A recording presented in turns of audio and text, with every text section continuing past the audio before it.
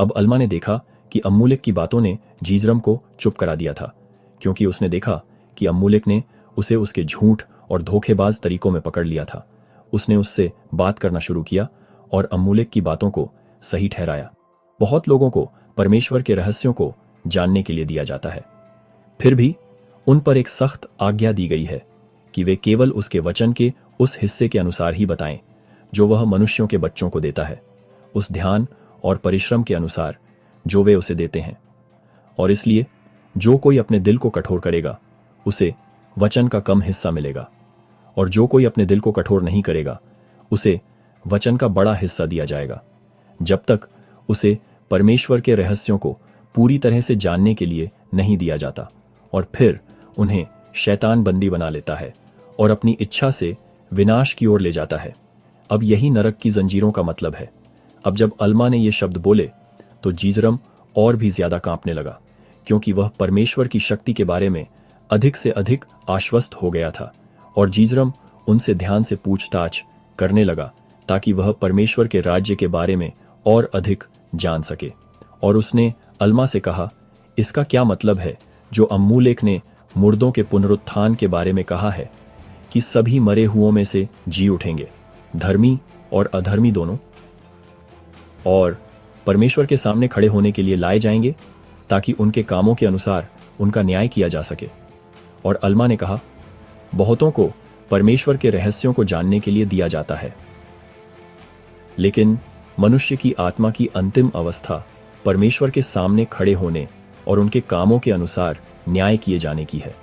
चाहे वे अच्छे हों या बुरे। और जो कोई अपने दिल को कठोर करेगा और अधर्म करेगा, देखो मैं अपने क्रोध में कसम खाता हूं कि वह मेरे विश्राम में प्रवेश नहीं करेगा। अब हम देखते हैं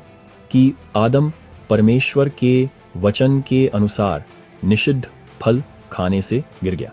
और इस प्रकार हम देखते हैं कि उसके पतन से सभी मानव जाति खोई हुई और पतित हो गई। लेकिन परमेश्वर ने अपने पुत्र के नाम पर लोगों को पुकारा, यदि तुम पश्चाताप करोगे और अपने दिलों को कठोर नहीं करोगे तो मैं अपने इकलौते पुत्र के द्वारा तुम पर दया करूंगा। इसलिए यह जीवन एक परीक्षा की अवस्था बन गया।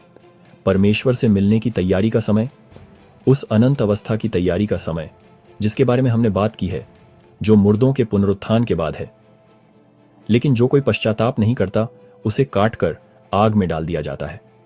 और उन पर फिर से एक आध्यात्मिक मृत्यु आती है, क्योंकि वे धार्मिकता से संबंधित चीजों के संबंध में फिर से कट जाते हैं। और अब मेरे भाइयों, मैं चाहता हूं कि तुम इन बातों को याद रखो, और यह कि तुम परमेश्वर के भय से अपने उद्धार के लिए काम करो, और यह कि तुम पश्चाताप का फल लाओ। और परमेश्वर ने उन्हें छुटकारे की योजना बताने के बाद उन्हें आज्ञाएं दी कि वे बुराई न करें, जिसकी सजा दूसरी मृत्यु है, जो धार्मिकता से संबंधित चीजों के संबंध में एक अनंत मृत्यु थी। लेकिन एक सजा तय की गई थी और एक न्यायपूर्ण कानून दिया गया था जो मनुष्य के विवेक में पश्चाताप लाया। इसलिए परमेश्वर स्वयं दुनिया के पापों का प्रायश्चित करता है, दया की योजना को पूरा करने के लिए, न्याय की मांगों को शांत करने के लिए, ताकि परमेश्वर एक पूर्ण न्यायी परमेश्वर और एक दयालु परमेश्वर भी हो सके। और अब मेरे भाइयों, मैं अपने हृदय के अंतरतम भाग से चाहता हूं, हां, बड़ी चिंता के साथ, यहां तक कि दर्द के साथ भी, कि तुम मेरी बातों पर ध्यान दोगे